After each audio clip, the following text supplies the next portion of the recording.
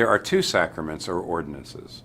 There's baptism, which is once for all, and there's the Lord's Supper, which is ongoing and regular. We call both of them ordinances because Jesus Christ commands us to do them. But we call them sacraments because through them God's blessing and grace comes to us in unique ways. They are not just personal individual experiences.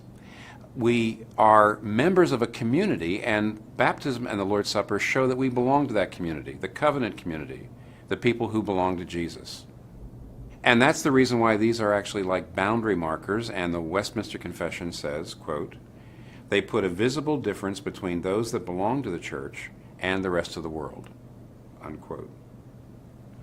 They are both signs and seals.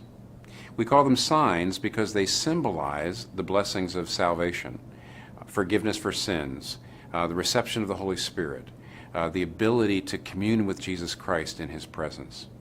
But they're not only signs, they're seals. That means they actually bring these blessings to us. They assure us and stir up our faith, and it's our faith that receives those blessings. There are some places in the Bible, such as 1 Corinthians 10, 1 Peter 3, where the text seems to say that it's the sacraments that actually receive the blessings of salvation. But the sacraments stir up our faith, and our faith is what actually receives the blessings and what saves us. So J.I. Packer puts it like this, quote, "As the preaching of the word makes the gospel audible, so the sacraments make it visible, and God stirs up faith by both means.